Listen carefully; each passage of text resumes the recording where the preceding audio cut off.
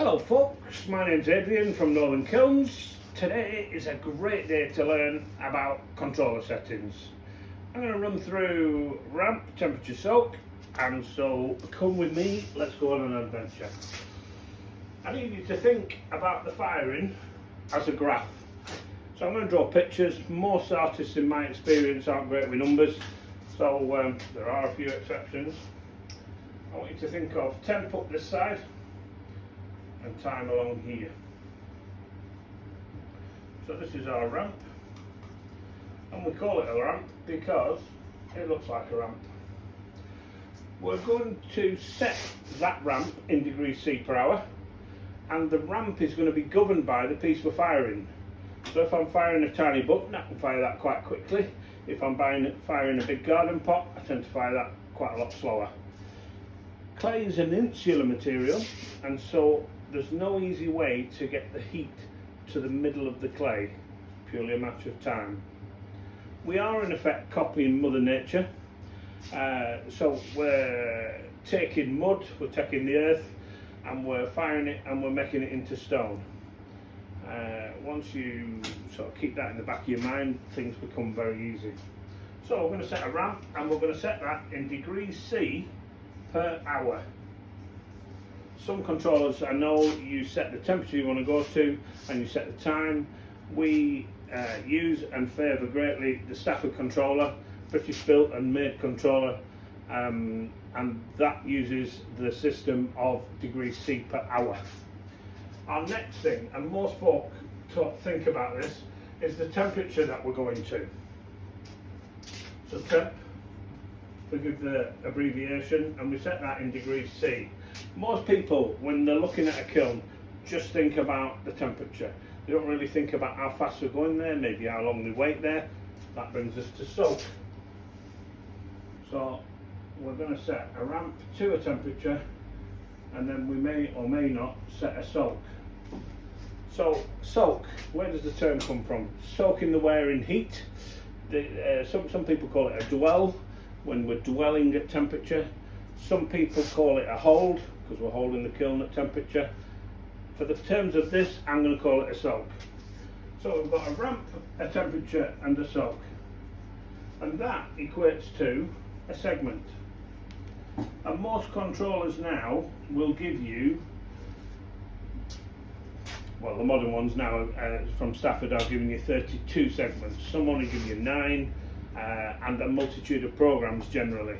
So the current Stafford 215, which is by far the most popular unit out there, I think, in the UK anyway, will give you 32 programs. Each of those programs will give you 32 segments.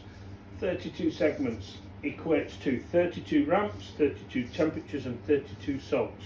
They can be positive or they can be negative. Very, very flexible controller, great for everything.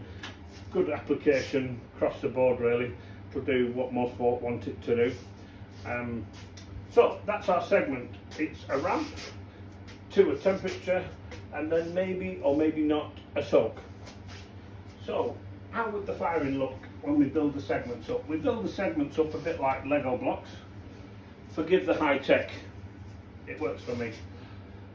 So if we're doing a firing, let's grow it a little bit. We're going to set a ramp. That ramp is governed by the clay, the piece we're firing. I've said that already. And we're copying Mother Nature. We're going to take clay and we're going to make stone. So depending on how thick that is how fast of a ramp. So if you bring me flipping big garden pot in and you say, what kind of ramp would you put this on?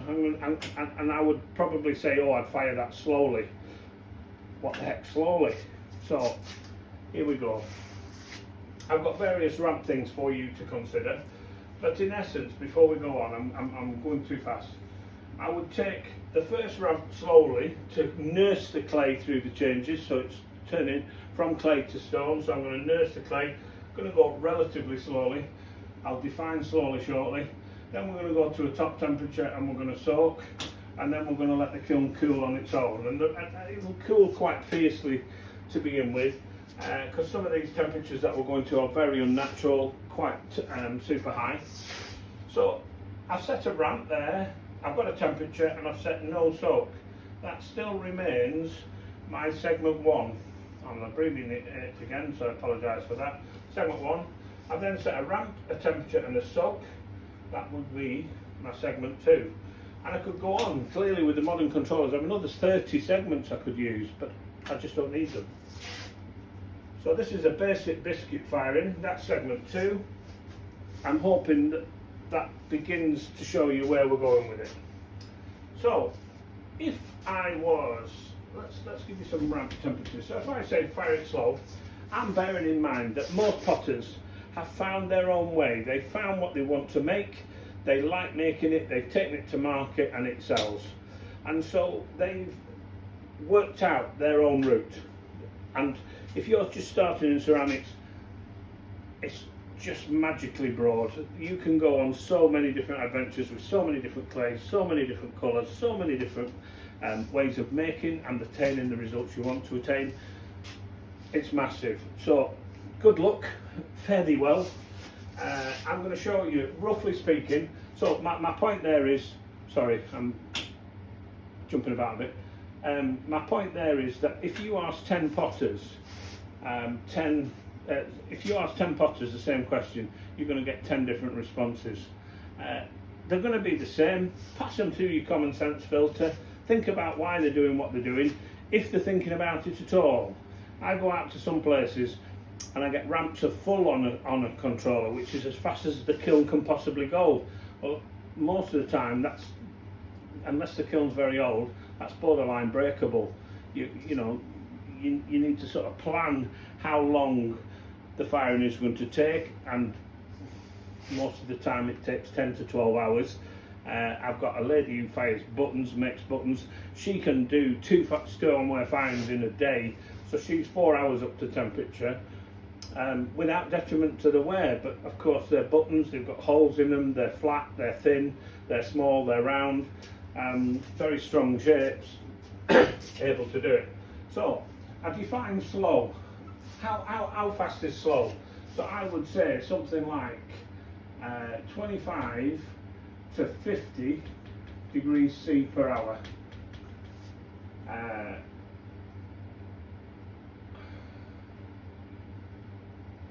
Let's call that very slow. Let's go to slow then. Sorry, you could tell I was thinking then, wouldn't you? To 75 degrees C per hour. Normal, usual. So this is sort of tableware, 6mm thick. So I would say on that you're looking at something like 20 to 25mm thick. So this is your clay thickness. Down to 15. Here I'm going to be something like 10 to 6mm. Normal, usual. So I'm from a tableware background. I'm usually in these sort of parameters. So if we say 750 through 125 degrees C per hour, 10 to 6mm. Let's go quick and then fast. So quick would be 125 through 175. Let's go for 25s. So that's going to be 6 to 3mm, something like that. Fast is going to be 175 to 200. I think 200 plus 200 degrees C per hour plus equals breakable. If it's not breakable and it works for you, fine, off your pot. But if you're just starting out, I tend to go more conservative. You've put all that effort into the piece, we want to get it out of the kiln at the end. So, if I'm going slow here, so let me find a piece. A couple of pieces here, I'm in our pot here. So, a storage vessel, quite thin. Don't know if you can see the thickness there, so we're about 6mm. So if I was biscuit firing that, I'd fire it with the lid on, probably turn the lid upside down, put a layer of those in and stack something else on the top of it. so it can go on, that can go upside down, I can stack on top of that, and so on and so forth. So taking any old piece, that just happened to be handy. So if I was firing that, if I was setting, if you were just setting off, I'd probably set it a little bit slower, but I know that'll do about 95 degrees C per hour. Well dried out, of course, before it goes into the kiln. Got to be bone dry, absolutely bone dry. That up to a temperature of 700 degrees C. So this is going to be a biscuit firing. Once I've got past this, so here I feel like I'm nursing the clay from mud to stone. So we're nursing the clay here. There's all sorts of things happening, but I understand that the last chemical change takes place about 6:58. Hence my father before me, we've always fired to 700 change speed at that. Some people change at 3, 5, 600. I change at 700 simply because I've been taught that change. And if we're going slow and we're nursing the clay through that process, we might as well clear it, and 700 is a round number. I can then go a lot faster, so I might go 130 here. And at the moment I'm going to 970 and we're soaking for 40 minutes. I'll come to soaking later and why we're doing what we're doing. But 970 is below 1000 degrees, so your biscuit firing is usually 1000 degrees over 10 hours.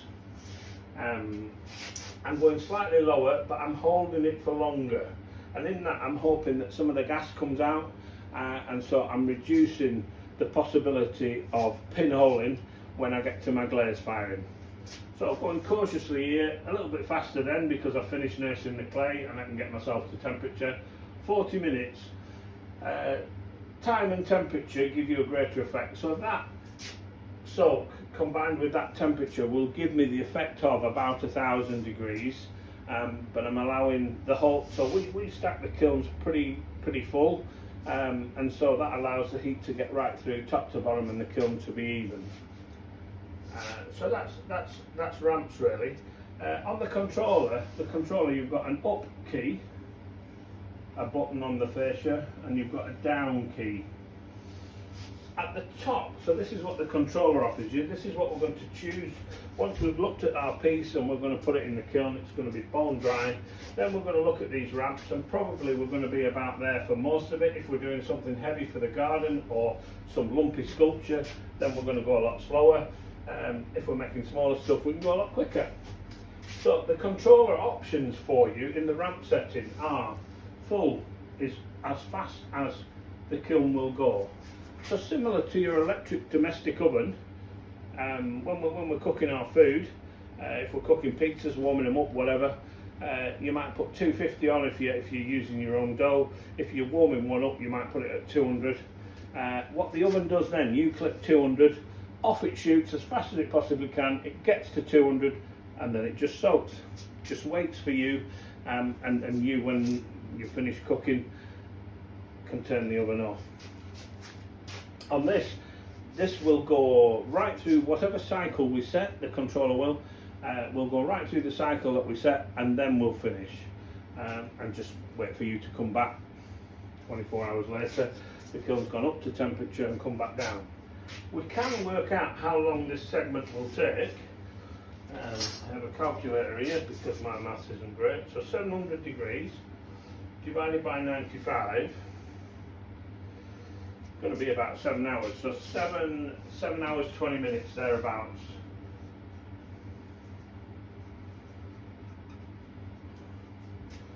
And seg 2, if we take 700 off 970, even I can do that, I think, at 270. So 270 divided by 130, that's going to be just over 2 hours. And then we've got the 40 minutes. Sorry, that's terrible writing.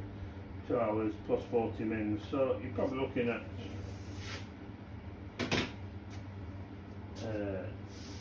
10 hours. You can see it's just about there. Going back to what the controller will offer you. At the bottom we've got end, and it will climb 1, 2, 3, for so on and so forth. Coming down from the top, it was 999, 998. I'm not going to draw them all in, but we've got etc in the middle. And what we're going to do is, once we've got the ramp setting in the window, and we'll come to that in another video, we either press the up or the down key so that we can get the amount, the ramp setting that we actually desire.